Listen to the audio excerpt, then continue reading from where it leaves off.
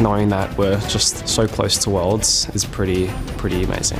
ChuChuz flashes on board, he went get touch, he's going to get through as well. It's going to be a double straight away, and that's a 4 for 0. It is a fantastic start from the team from the Oceania region. They are just dominating the rest of the teams. It was a decent day, we are happy about that. Force ball straight up towards him, double kill, triple kill, goes in towards Darker, gets the quadra, gets the pentakill, and Holy Phoenix just cleans out the Russian forces. Dark Passage managed to put back-to-back pentakills in the international wildcard from last year to this year. Euro was better. Yeah, no, Euro was better. No. Going to the Worlds as a Turkish team would be awesome. I think being the first team in Oceania to make it to Worlds would just be huge. Something I could keep forever.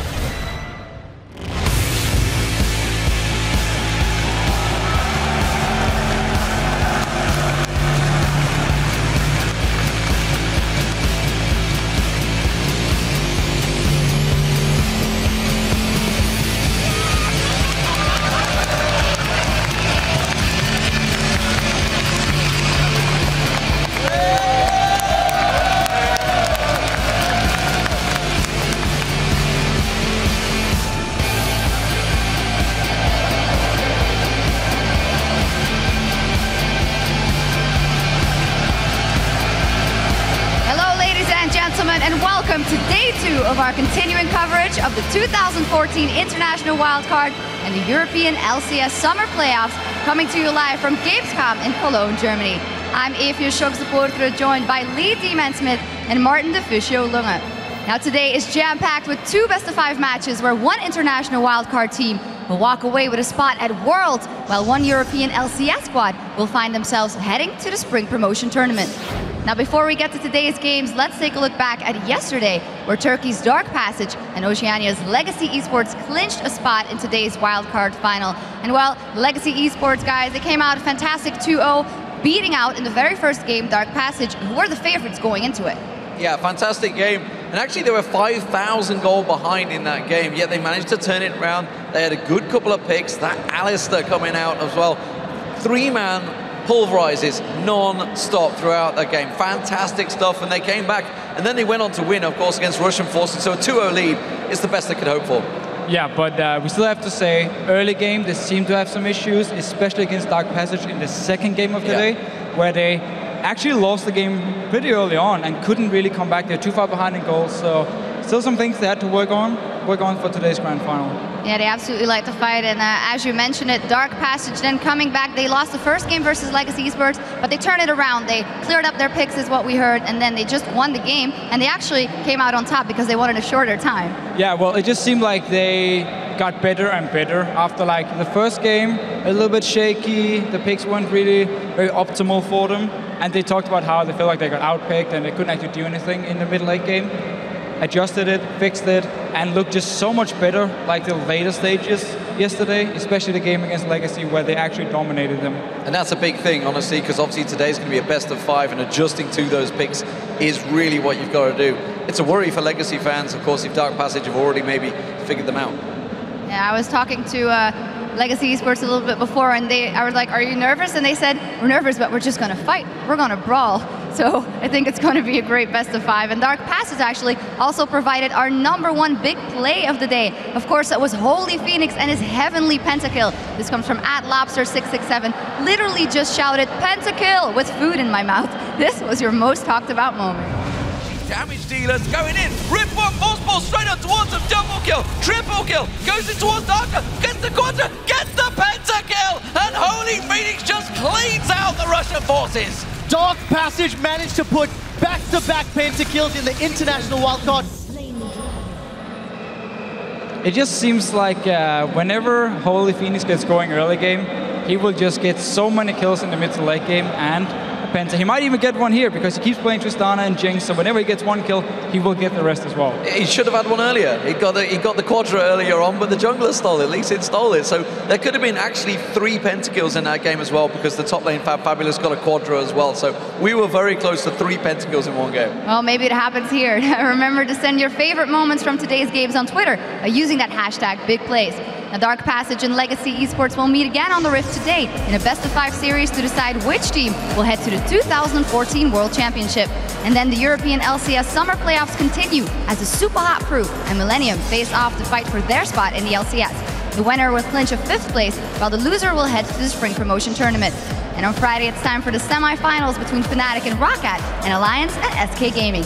These teams are all fighting for a spot in Sunday's Summer Split Finals, along with spots in the World Championship. Now remember to head over to lolesports.com for all the info on the team schedules, VODs, and more. And while you're there, be sure to vote on who you think will win each series. We'll be checking your votes throughout the event. Now, we'd also like you to head over to Twitter and let us know which player do you think will make the biggest impact in the International Wildcard Final, and why. I think I know what you're going to say. Well, I mean, Holy Phoenix is probably the easy one to say, but I'm going to say EGM actually for Legacy. I believe the way he's played yesterday, he can go and make the big plays here, try and shut down the bottom lane from Dark Passage, and also win the games for Legacy. I am going to go with Holy Phoenix because he is the obvious one. And honestly, when you get 22, 23 kills in one game, he is clearly the guy to watch. Yep, absolutely. Now remember to tweet us your answers at LOL Esports, and we'll read some of them on air later in the show. Now, there's a lot of action happening today, so let's head over to the caster desk to get things started with Joe and the incredible Penta Fairy. Still a little bit jealous that you get all those Penta kills, but hopefully your luck shines on me today. I hope so we get too. Some today. I hope so too. Thank you very much, ChuChuz. I'm Joe Miller here with the birthday boy, Trevor Quickshot Henry, looking great for 42, I must say. And we're ready to see which one of these wildcard contenders will be heading for Southeast Asia to Worlds, and who will be headed home to practice for next year. But let's get into the first series as Dark Passage take on Legacy Esports in a best-of-5 for a berth in the World Championship. First up is the Turkish side of Dark Passage, who actually lost their first encounter with Legacy yesterday before turning around their fortune and winning the second game in impressive fashion. Yeah, so with Dark Passage losing that first game, despite having a lead early on, they did manage to bounce back later in the day. They gained revenge in a very one-sided match over the Oceanic squad, and the rest of Dark Passage's games were incredibly one-sided as well. Yeah. They ended with 110 kills, 203 assists, and only 53 deaths after 4 games. I'm hoping that bloodthirstiness continues, and the player that's going to be leading it all will be Holy Phoenix. I think the team really hinges on his performance. In the matches where he had a comfortable late-game carry or a comfortable start, he managed to destroy. I was not convinced with Lucian in game 1, 0, 2, and 8, but he really stepped up in game 4 at the end of the day, and we'll see if he can do the same in the series today. And their opponents, of course, are Oceania's champs Legacy Esports, who showcased a surprisingly aggressive playstyle yesterday. They only lost a single game, but that game was against their opponents today, Dark Passage. Yeah, and it was very, very one-sided. The Australian team, I actually think, are even more aggressive than Dark Passage. They managed to accrue 88 kills, 190 assists, 47 deaths across their games, but I feel that their penchant to chase kills can be to their undoing because they did get punished for it. Whenever you dive into your opponents over and over and over and over and over, it's very possible to play around that. If you have proper warding and you have a reactionary team composition, you can punish that level of aggression. But the players that will be going ham in this series will be ChuChuz and Cardred. They both had fantastic game yesterday, and I personally think Cardred stepped up. He really impressed me in yesterday's games in comparison to when I seen him competing for his regional qualifiers to make it here to Gamescom. We'll see if they can keep it up today. So before we head into the game, let's listen to players from both teams tell us about this series and what it would mean for them to win. Dark Passage is really good at putting on early game pressure. I feel that we definitely have taken a lot out of our loss against them. Also, they probably learned a lot of us. In the Australian team, the mid laner is really good, as I could see, like Zed plays and the other champions he plays really good. Preparation is a big thing for us. We're a rather small region, so it was pretty hard to research the other teams prior to coming here, but now that we do have something to watch, we're going to analyze it to death. I think we are pretty good as players, but we have to play like a team. I like playing best of 5s because in Turkey we just won like 3-0 in best of 5, so it's good for us. To be the first at something is always a very great achievement. No one can take that away from you. And I think being the first team in Oceania to make it to Worlds would just be huge. Like, you know, something I could keep forever. And that's the big point, I think, for both of these teams. They would be the first on both sides in their region to get to Worlds. Yeah, and I just want to take away from fabFab. He says, we play best of fives in our region. They're the undisputed champions, having won every single tournament. We'll just 3-0, and we'll see if he can deliver. I'm not sure after yesterday if this is going to be a 3-0. I think we might possibly need all 5 games. But first, let's take a look at the lineups. On the blue side, it's Turkey's Dark Passage with fabFabulous in the top lane, Crystal M in the jungle, Naru in the mid, Holy Phoenix on AD carry, and TUG on support. And on the red side from Oceania region, it is a Legacy Esports. Minkywhale playing in the top lane, Carbon in the jungle, ChuChuz in the mid lane, Cardrid on the AD carry, and Ejim as the support. So you guys have been voting on who you think will take this best of 5, and according to LOLesports.com, you've given it to Legacy with 59% of the vote. Very, very close one, though. It is very close, and I actually feel that's a little bit surprising. Seeing how badly Legacy got beaten by Dark Passage in their second game of the round robin, I would have felt Dark Passage would have been the favorites coming into this, but we need to see how picks and bans play out. We were looking at the pick and ban trends, and Dark Passage actually played a slightly larger variety of champions, especially in their top lane and their mid lane. Yeah. But I think Nidalee, Maokai, Tristana, Kog'Maw, those have to be the focuses for the majority of champions. And I want to see whether or not Dark Passage ban Alistar, because Ejim was terrifying on the cow. Yeah, quite happy to first pick that one. Obviously, we've seen a lot of top lane Alistar as well, so you're always kind of left guessing as to where exactly the cow's going to be. And Ejim was just making plays left, right, and center. Brilliant combos, not scared to flash in there for the pulverize and knock you back into the tower if you're unlucky. Something that we did also see, despite the fact that Legacy lost to Dark Passage, in the game, Cardrid demonstrated some very good mechanical play on Zed. Yeah. His decision-making is questionable, but the mechanical level that he can play is fantastic. We've seen Yasuo being banned out against him. If ChuChuz wants to get his hands on one of these very big playmaking mid-lane champions, that could dictate the tempo of the series. But again, it has to be right, it has to be smartly picked, because that Zed pick yesterday, I really feel, came out of left field, and it did nothing for the team, really.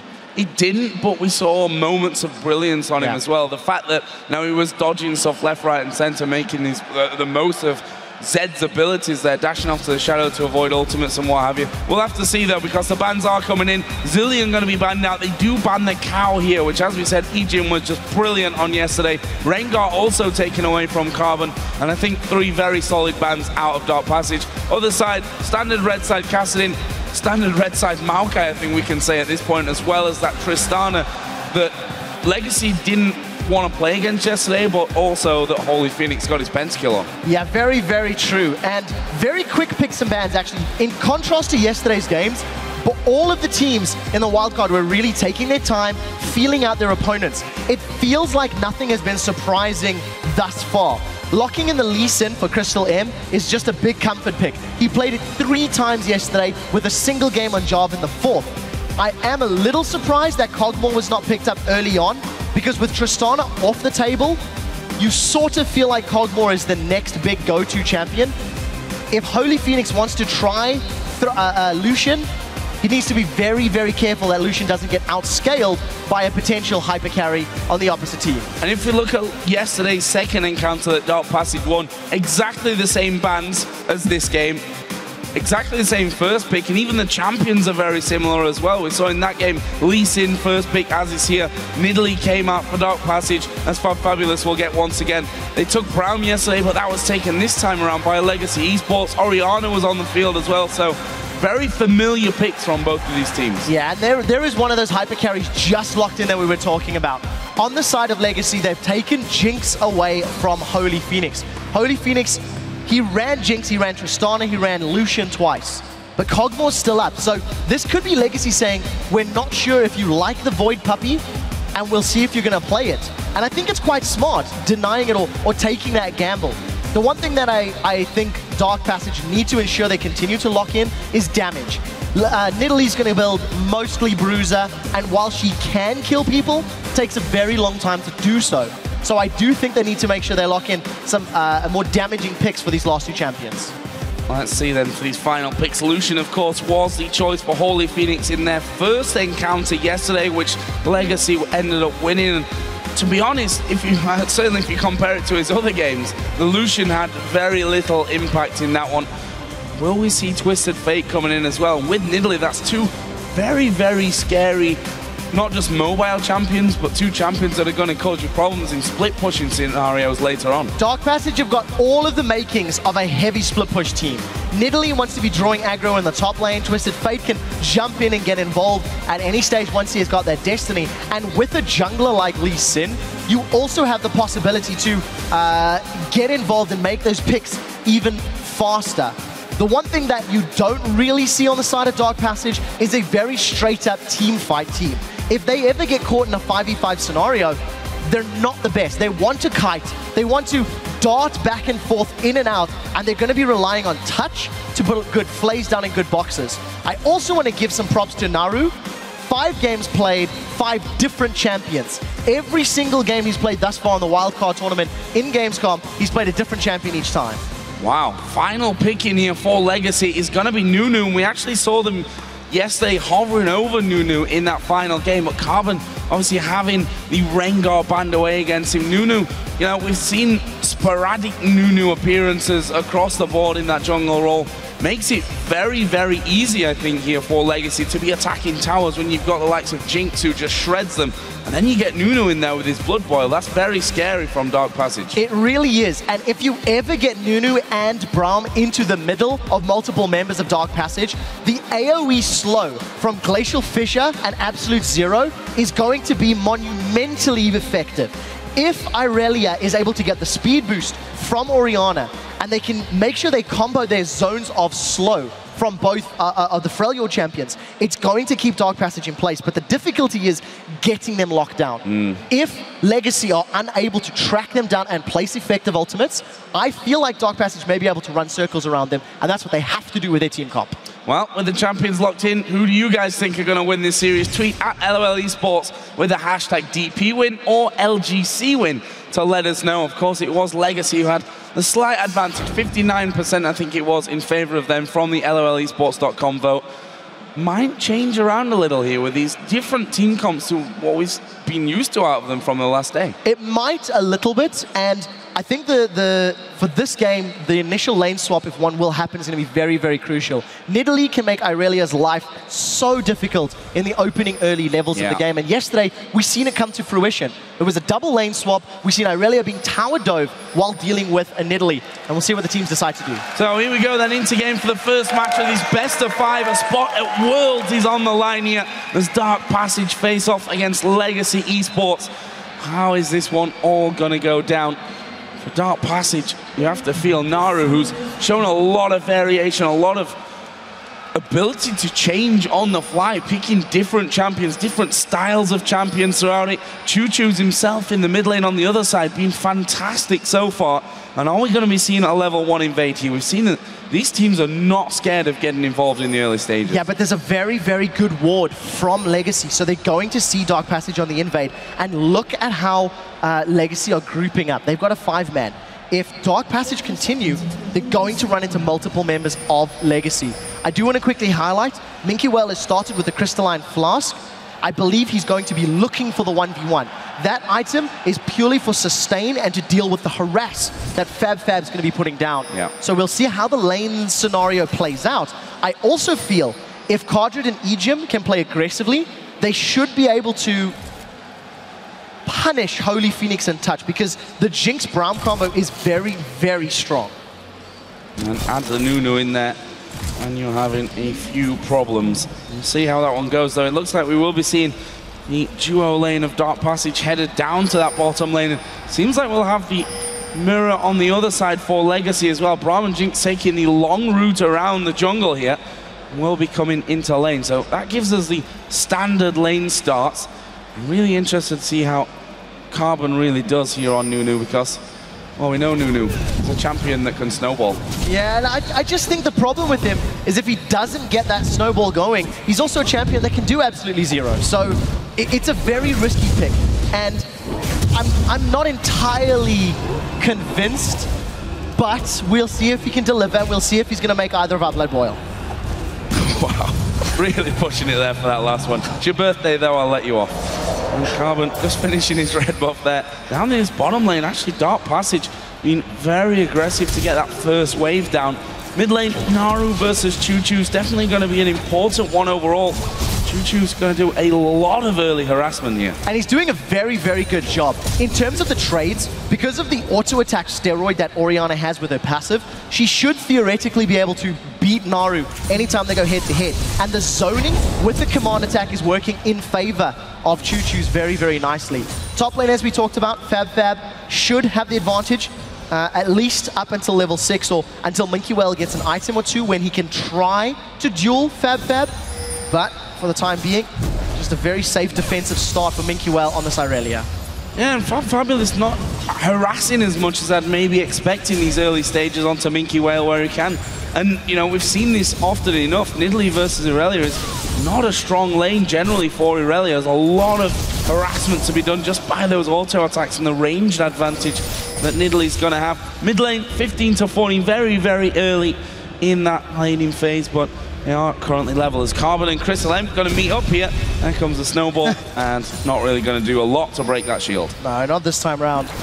Crystal M, he had some very good games yesterday, and I actually like his Lee Sin play, but we need to see how he's going to interact with the lane, because you know, Nidalee, unless she's able to poke Minkywhale down, it's going to take a while before they can really put any sort of kill pressure onto that Irelia. But you see in the bottom lane, that's a good death sentence. But Ejim has blocked almost all of that damage thanks to that unbreakable shield. Yeah, not really a problem for him there, getting hooked. We'll see how he continues to play out. I think this bottom lane, we see them playing fairly passive. Every time we do poke our eyes down, Ejim is trying to throw out that skill shot to connect with Holy Phoenix and Touch, but it's not really paying off into any trades, and it's actually Kadra that's falling behind. He's got 0 mana.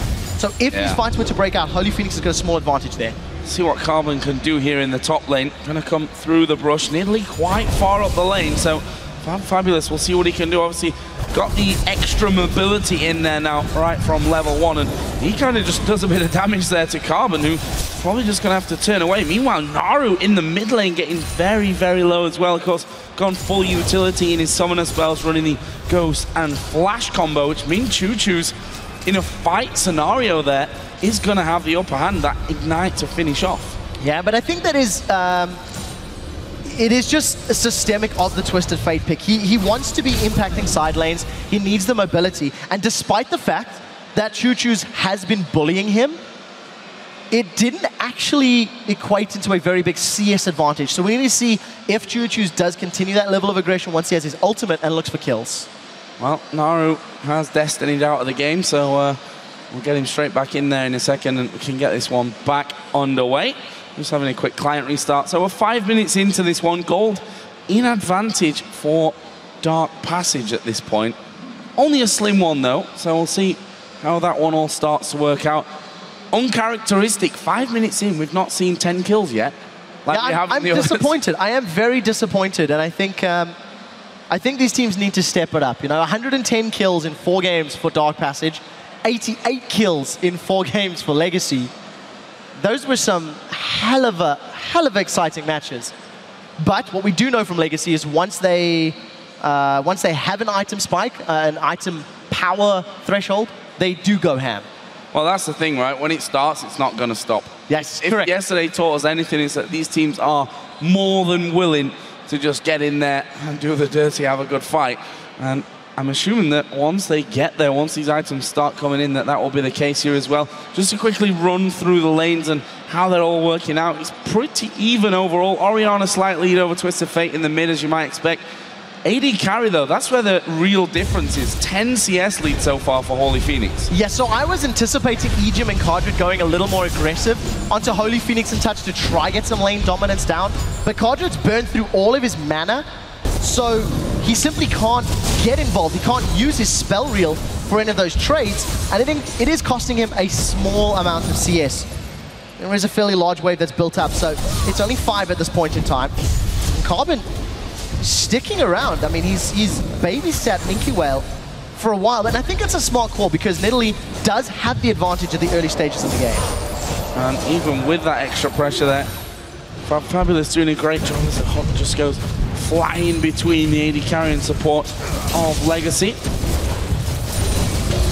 That lane's still going very well, though, for Holy Phoenix. And, you know, CSing under the tower, Cardred and Ejim a little bit out of sync there. Of the 4 CS I was watching, only 3 of them were actually, only 1 of them was actually picked up by Cardred. 3 taken by the tower. Not really landing the auto attacks or syncing up quite as effectively as they should. I do see Carbon as working his way towards that Quill Coat once more, and going to be getting that Spirit of the Ancient Golem. And interesting to note, yesterday, even on high damage junglers, like Elise, he still ended up building the Quill Coat, going the defensive route, and actually picking up Sight Stones. So we'll see if he does the same thing on Nunu, because it was a slightly different build path, slightly different itemization than I would say I'm used to seeing. fabFabulous, doing good amounts of damage there to Minkywhale. Took an auto attack, or a turret hit, which is, you know, a turret auto attack, I suppose we can say. The hook does land. Cardred not taking too much damage there, but with him and Jim around about half HP, they've done well to bully back on that front. This mid lane, though, continues to stay very, very even. ChuChuz doing a fantastic job there under the tower to CS. He's going to go Athene's Unholy Grail for the start. Double Doran's Ring came out of Naru.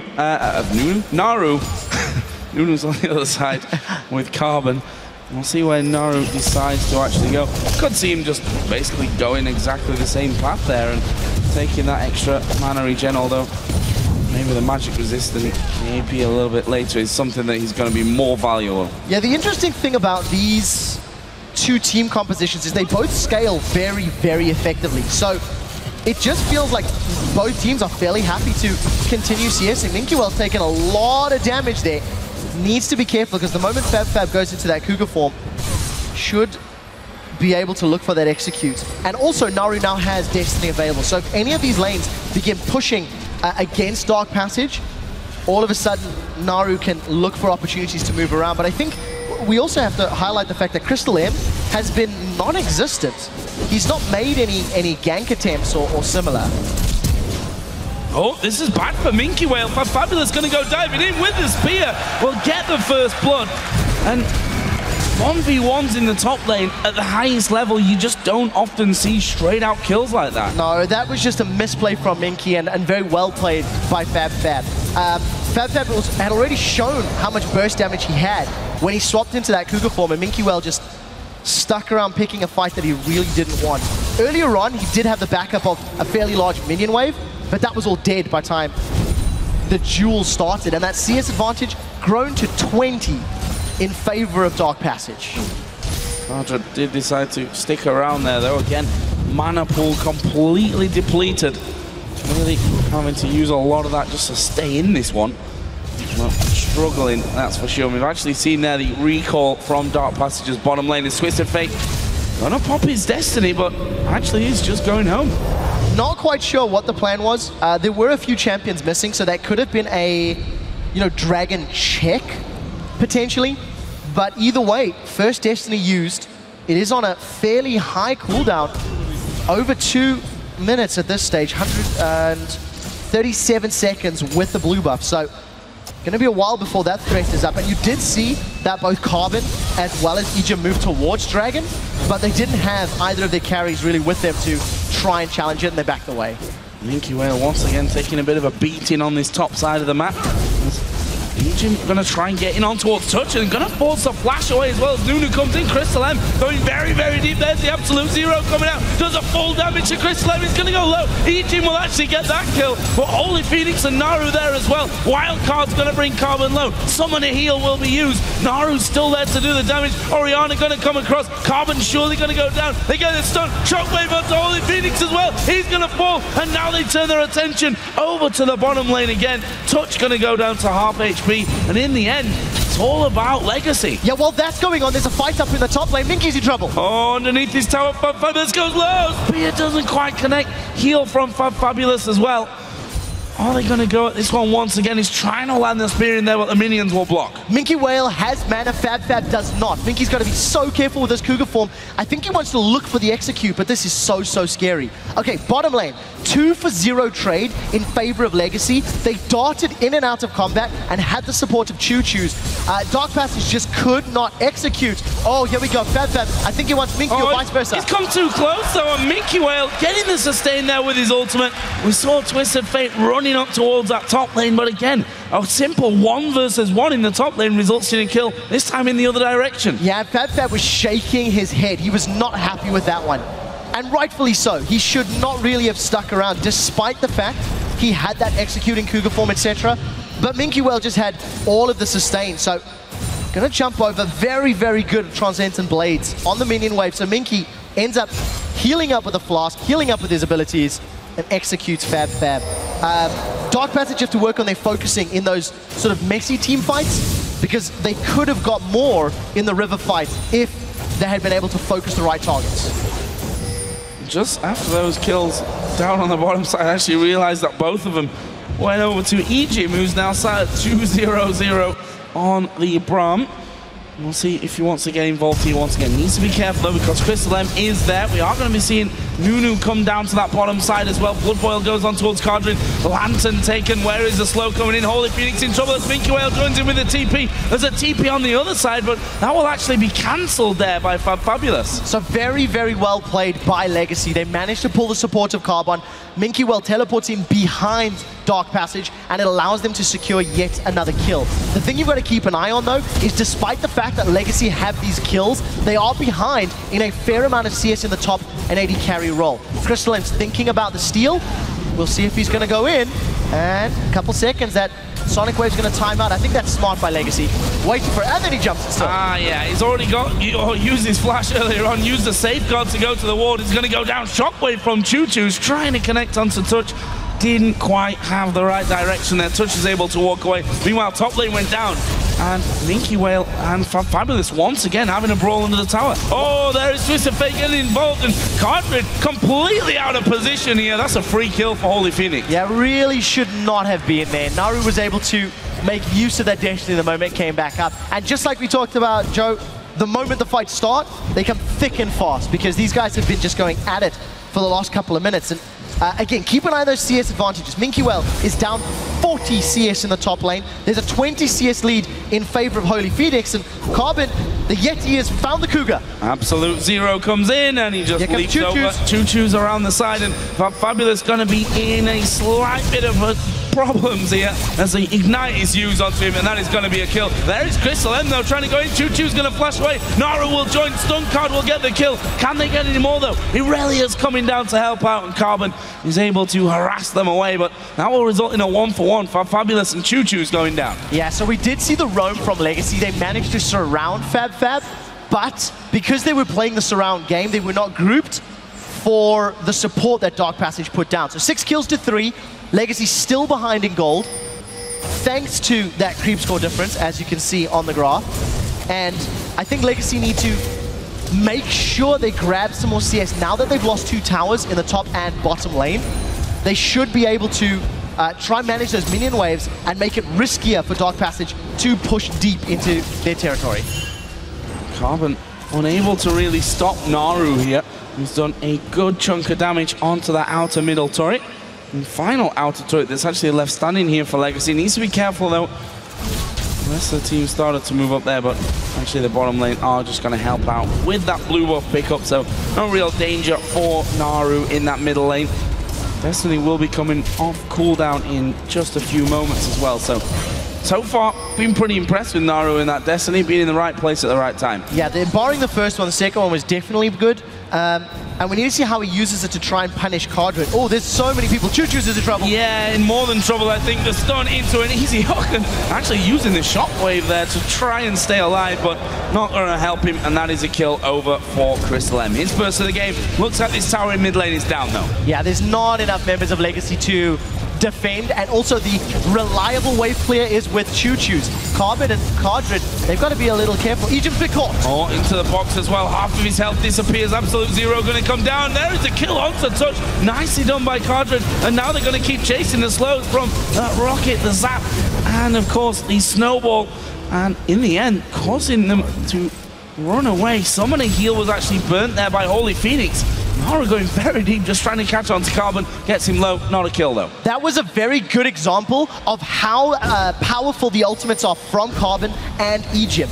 if ChuChuz had been involved in the fight and was able to get some of those dissonance and shockwaves down, the damage onto the members of Dark Passage would have taken them out.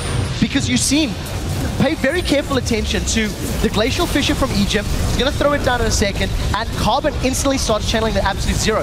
That is a massive amount of slow across the entirety of the lane. Unfortunately for Legacy, they did not have their primary AP damage, nor did they have Minkywhale, and those are the two sort of players that you're going to be looking at to help clean up those team fights with the mobility, with the ability to chase down. fabFabulous trying to clear out a ward there and get some damage onto ChuChuz as he does it. Of course, Naru decided to go Morel and Omicron first, got a needlessly large rod in there on top of his Sorcerer's Shoes as well. Other side, simple Athene start, blasting one picked up as well now by ChuChuz. But that mid lane CS stayed very, very level.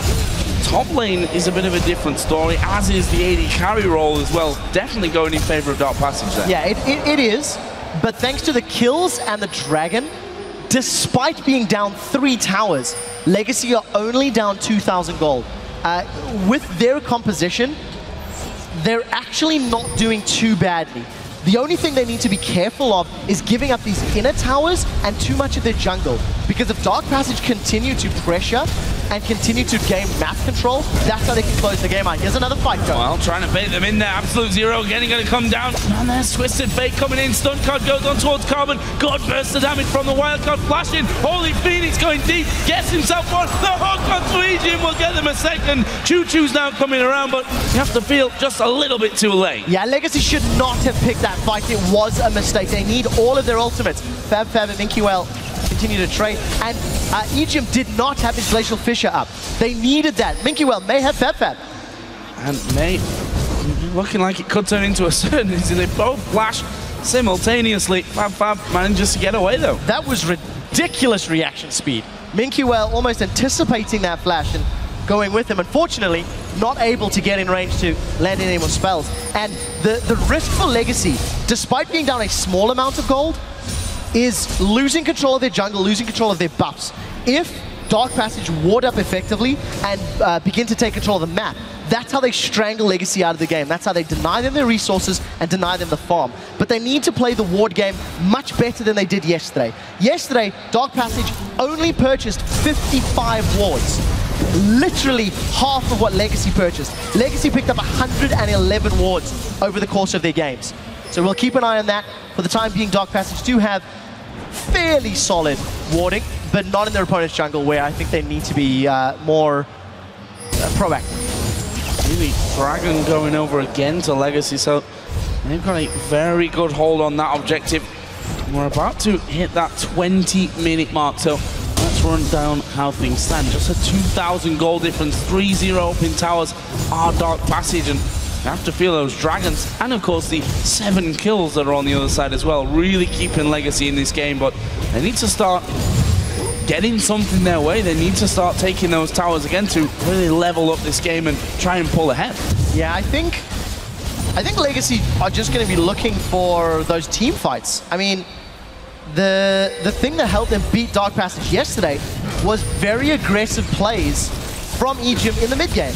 And while he doesn't have Alistar, he's going to be able to flash Glacial Fissure. He's still going to be able to knock people up. He's still going to be able to make very strong engages. So that's the man that I'm going to be looking at to start things off. And assuming Carbon can put down that Absolute Zero in an effective location, the rest of Legacy can look to clean up. But look at this, Dark Passage, with all outer towers down at 20 minutes, steal the blue buff away. They're stamping authoritative control on the map.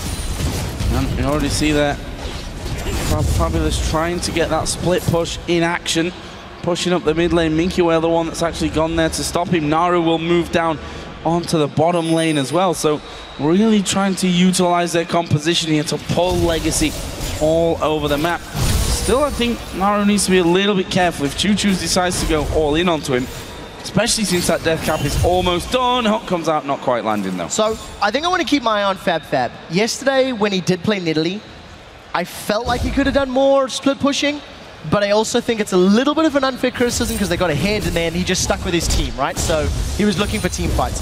So let's see how fabFab plays the lanes. is alone in the top lane, has got himself that Trinity Force. He's losing the jewels to Minkywhale, so he's got to be a little cautious. But I like the fact that Dark Passage are looking for the 1-3-1 split push with both of their solo laners trying to dictate the tempo of the map. Carbon there, we can see constant snowballs coming out of him. Another hook from Touch won't be landing.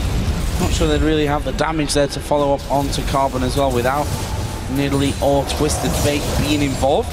Holy Phoenix himself, though, got that Blade of the Ruin King. Now got a Ghost Blade added in. Other side, Infinity Edge first item, and there we see ChuChuz decides to put down the damage on towards Naru and actually brings him very, very low. Had to use his ultimate though. There's a hook on towards Egypt. He's going to block it all. Yeah, Egypt's going to be able to get away.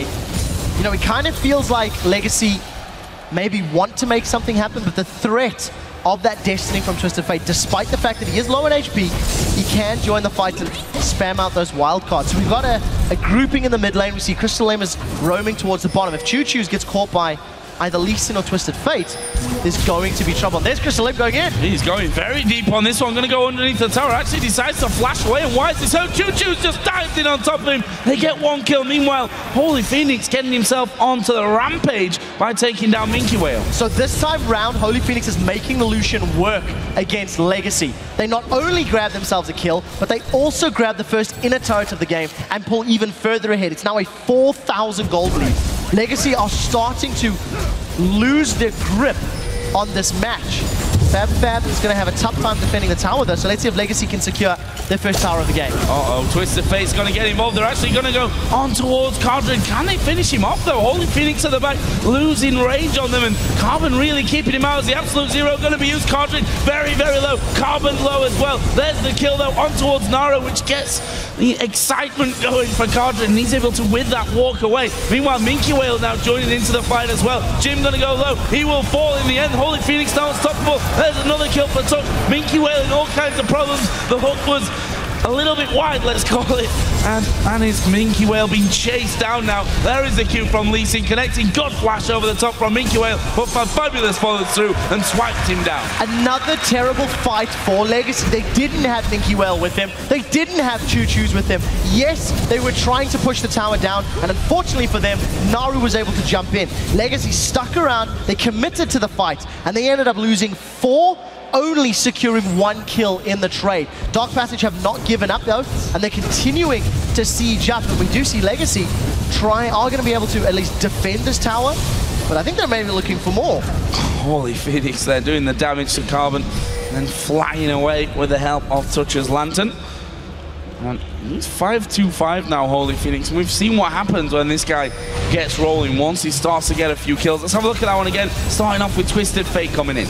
Yeah, and it's just the 3 members of Legacy, despite holding out for so long, they need Irelia with them. They need Orianna with them. Initially it was 3v3, it becomes a 3v4, and here comes Minkywhale, but it's too late. He teleported into the fight, and I like the way that Carbon and Ejim are using their ultimates. I feel like they're doing it appropriately. The fact that they held off for so long and survived for long enough was a testament to how well they stacked their crowd control or used it. But unfortunately, Legacy just did not have the full complement of team members with them, and they end up losing 4 of their players in that scenario. Yeah, really stretching things out here for Dark Passage. Over 5,000 gold is the lead, and they're finally going to get themselves down there and have a hand on this next dragon. No one around there from Legacy to stop that one. And the problem is they've lost that inner turret in the top lane. They've lost the inner turret in the mid lane. Only the bottom inner turret is left standing here. And that becomes then the obvious target. And then Legacy are down to just a base. And the thing that's very difficult for Legacy is they have to all in.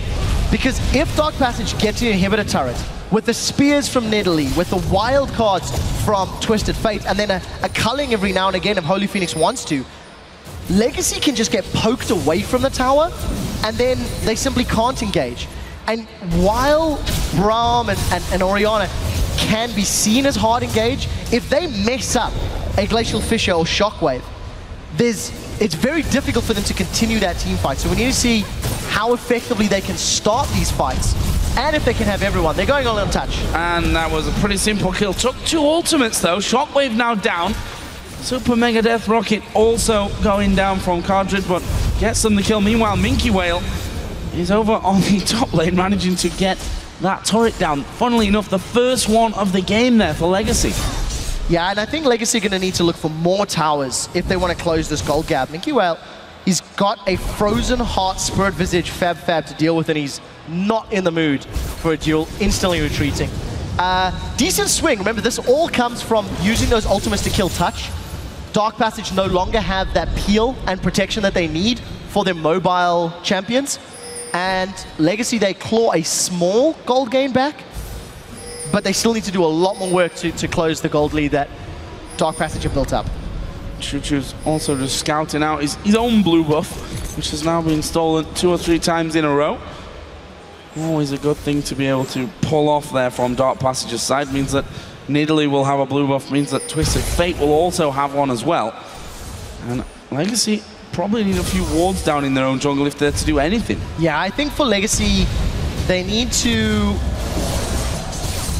find ways to initiate when they have the carries, because every time Legacy have been involved in fights, Minkywhale and ChuChuz have not been with them. So grouping, and I think reading the scenario, reading the potentials is something they need to try work on. They were trying to siege that mid lane earlier on, and may have forgotten about the Twisted Fate ultimate, which is why they got jumped on, why they got surprised. But they are also playing a lot less aggressive. If you look at Legacy, they're not looking for the big team fights in this game, if you contrast it to yesterday's matches. Shockwave coming on towards Naru. Wildcard will connect though, he manages to get the kill. Zhonya's comes up, but he gets blown to pieces. The Absolute Zero doing the damage after the fact, and it was actually Minkywhale that finished off the kill, but top lane's been pushed out by fabFabulous, and the rest of the team's going in for it. Really not sure they needed all of those ultimates, because now it's going to be more difficult for the follow-up tower defense. fabFabulous actually taking the lantern away. They're trying to get in towards Holy Phoenix. Good damage done. Super Mega Death Rocket goes through, but not doing the damage that they were looking for, not getting the execute onto Holy Phoenix. So they lose Naru, get a bit of damage onto that top turret. Bring out a couple of ultimates from the Legacy side as well. There's a hook on towards Ejim, caught out inside his own jungle, and he's pretty tanky at this point, so will lose half of his health. The culling gonna do a lot as well as it goes through. Holy Phoenix gets the kill with that, now dominating. There's a kick, Codric caught out, straight into the hook as well, and it looks like Dark Passage here are gonna pick themselves 2 kills and maybe an in-him turret with that, or even Baron that they're pinging now. And that was what you were talking about with the wards. If Legacy had better vision in their jungle, they would not have been out of position and caught out by Dark Passage. Legacy simply walk into the bushes, face check, and give up multiple kills. In addition, because they didn't have those key ultimates, they weren't able to turn it around. They weren't able to get away. Dark Passage should have a fairly safe Baron. ChuChuz is maybe hinting towards going there, but I think he'll be far too late. And Baron, uncontested, secured by Dark Passage. Just poor warding and poor vision from the Oceanic squad. I mean, there's the vision. Perfect from the spectators. They showed you that Ejim full-on face checked.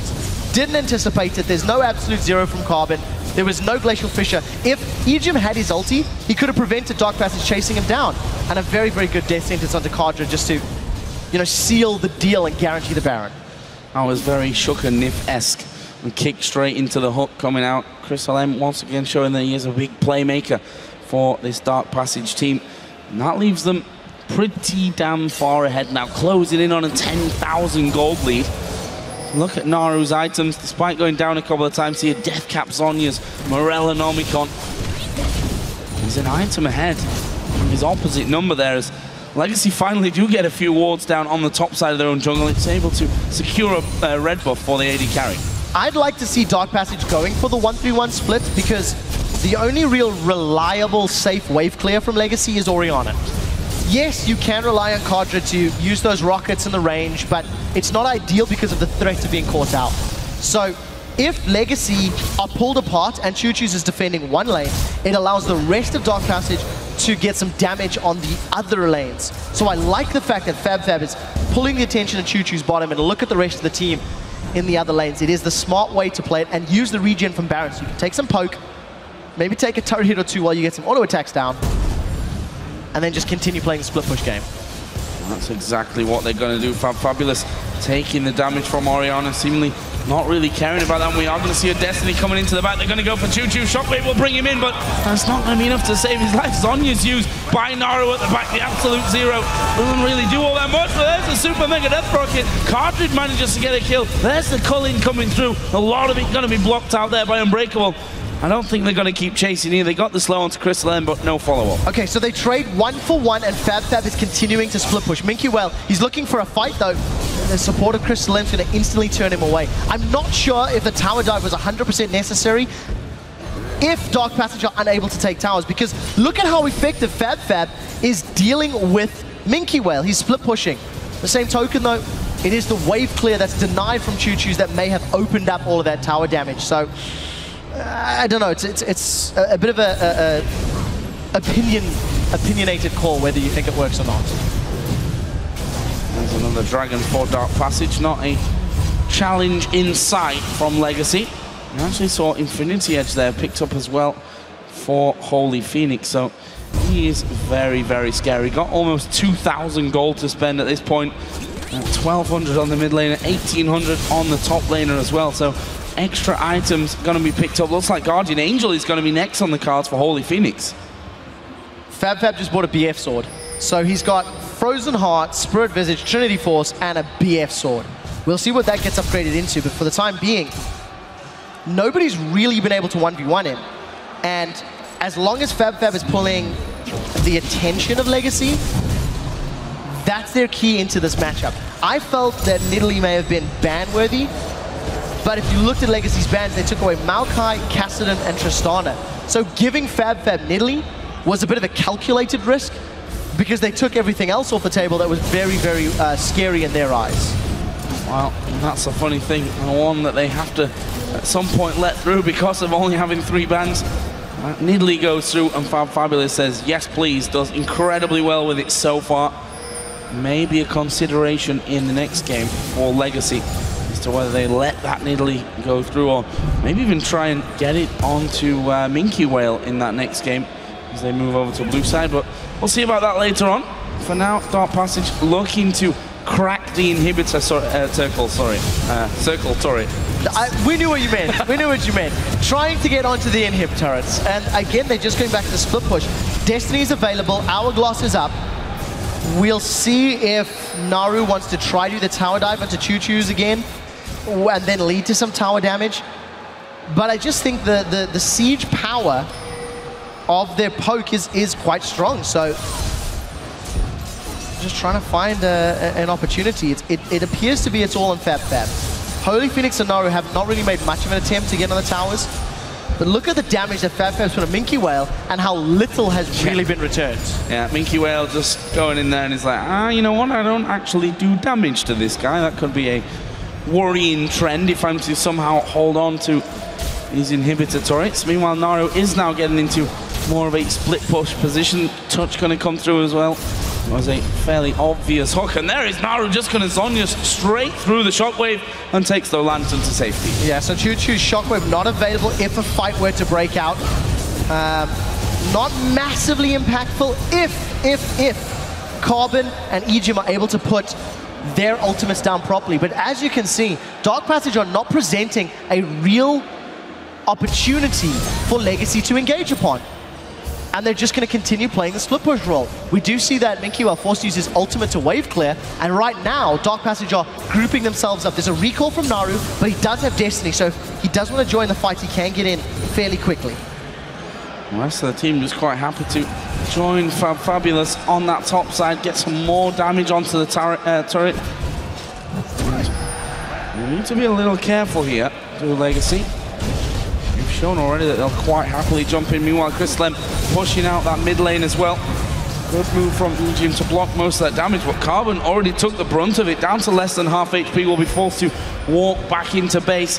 It looks like Dark Passage might be backing off here, looking to spend a lot of gold with. There's almost 2,000 on the 80 carry. Guardian Angels coming up here for Holy Phoenix. Very, very, very small chips from Dark Passage. They got a fair amount of damage taken off the bottom lane tower.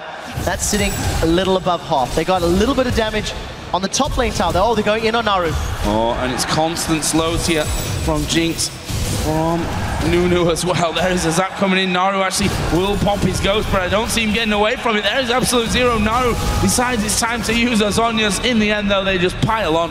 ChuChuz able to finish off with the bulk, but Dark Passage queuing up for Baron that spawns in 5 seconds. So Dark Passage spent nearly 8 minutes attempting to siege.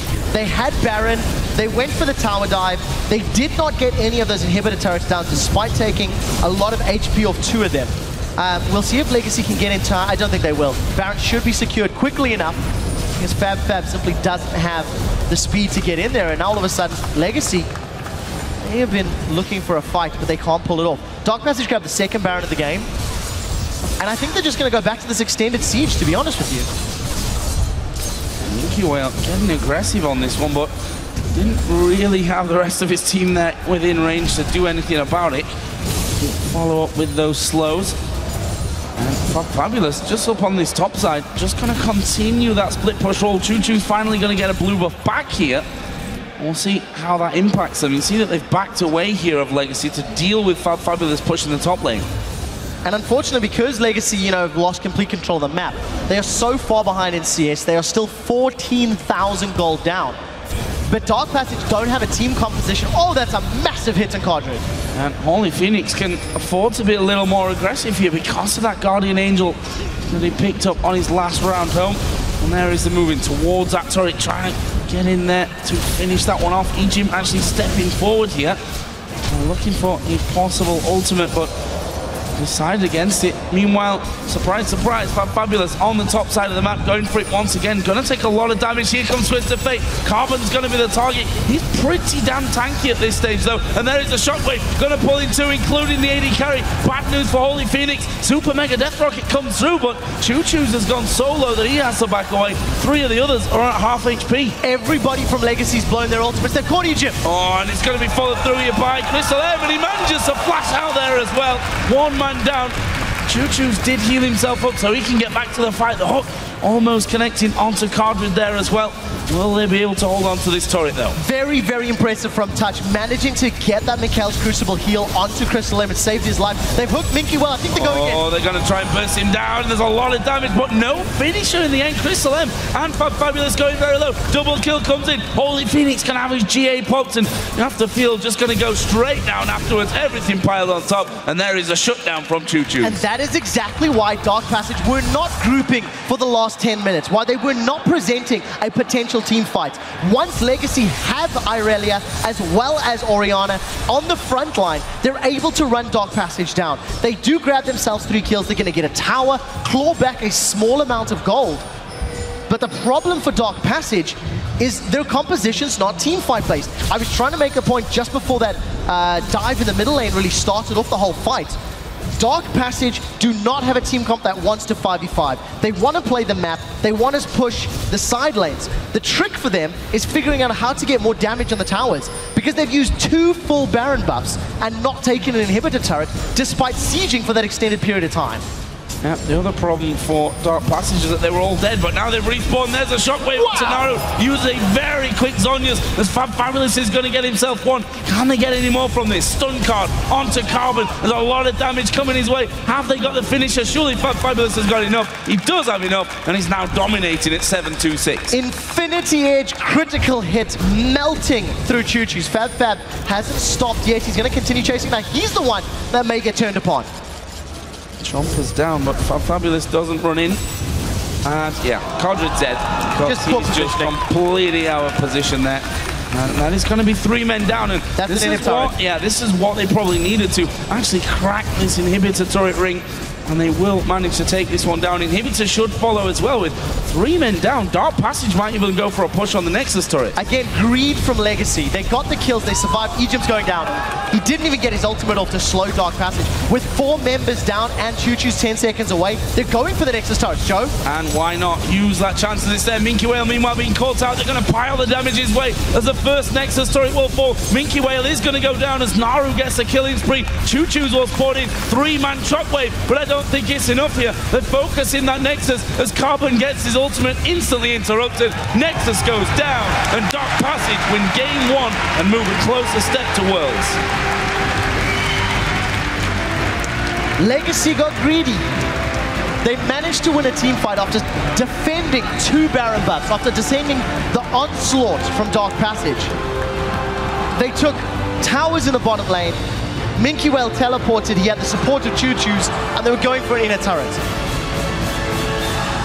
I just feel the strategic decision-making is not 100% where it should have been that game.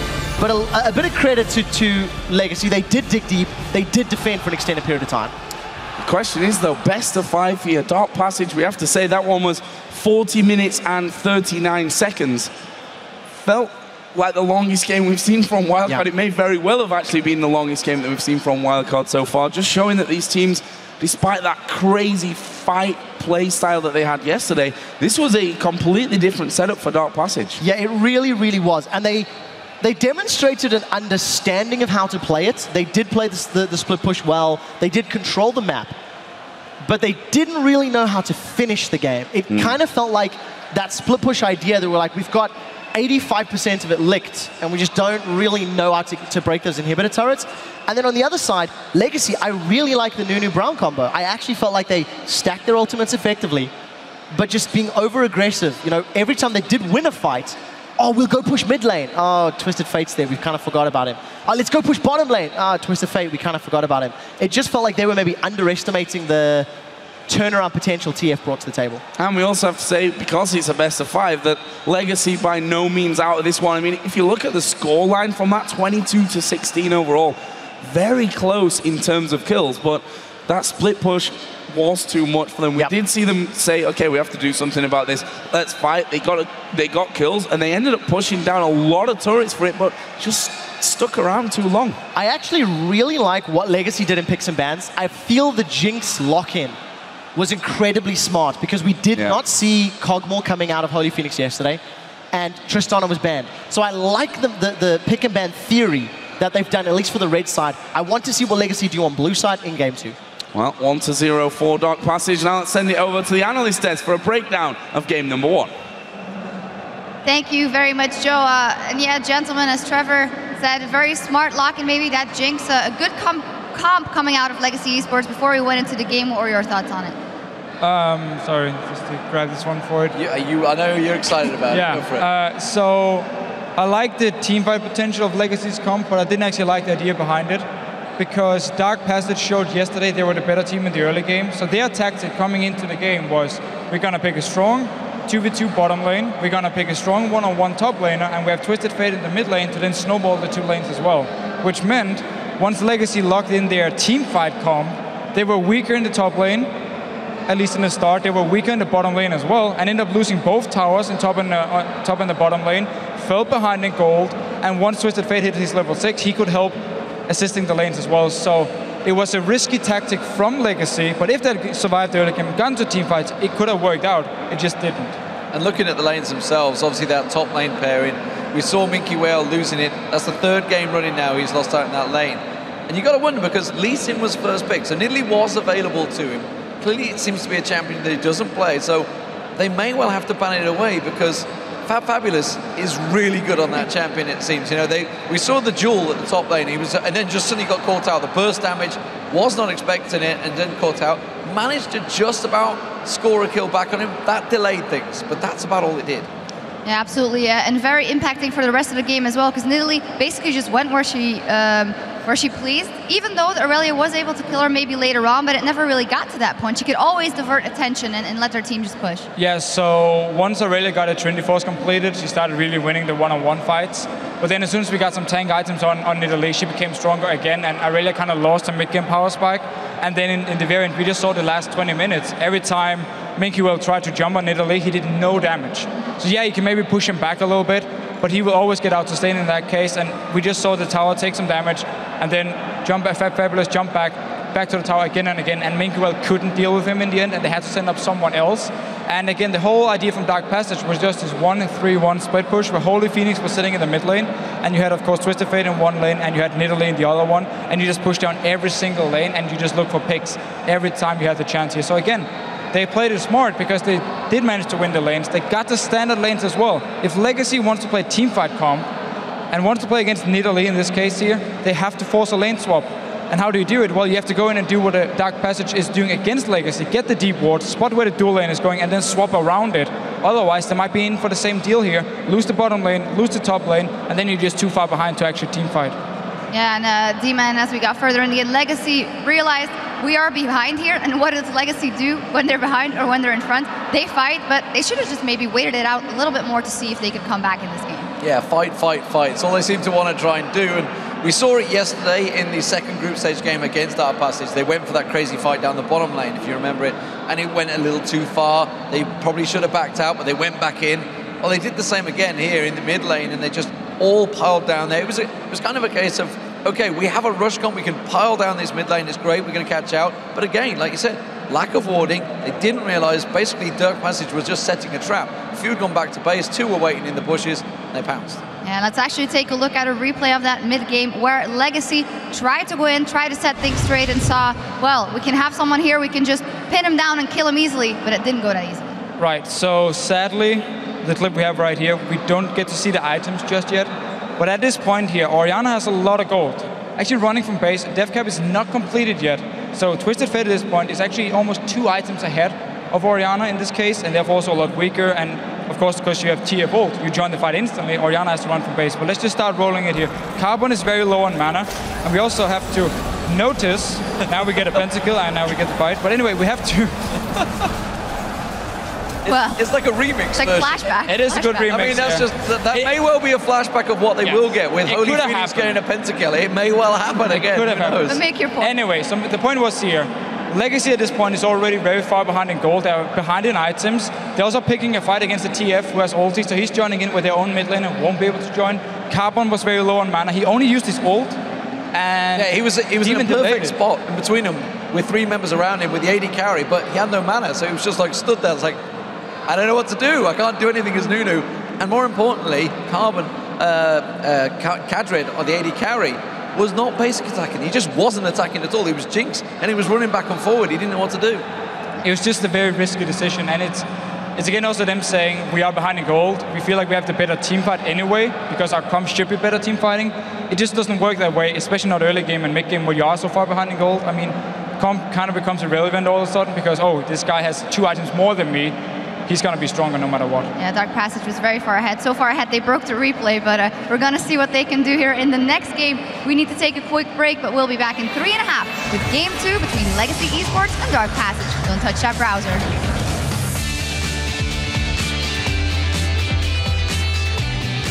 I don't know what it's today. Literally, just do your best. Do what you can. Just play your best, and we'll win. Stun card goes on towards Carbon. God bursts the damage from the wildcard flashing. Holy Phoenix going deep. Gets himself one. The hook on Luigi will get them a second. We are going to see a Destiny coming into the back. They're going to go for ChuChuz. Shockwave will bring him in, but that's not going to be enough to save his life. Zonya's used by Naru at the back. The absolute zero doesn't really do all that much, but there's the super mega death rocket. Managing to get that Minkywhale's Crucible heal onto Crystal M and save his life. They've hooked Minkywhale. I think they're going they're going to try and burst him down. There's a lot of damage, but no finisher in the end. Crystal M and fabFabulous going very low.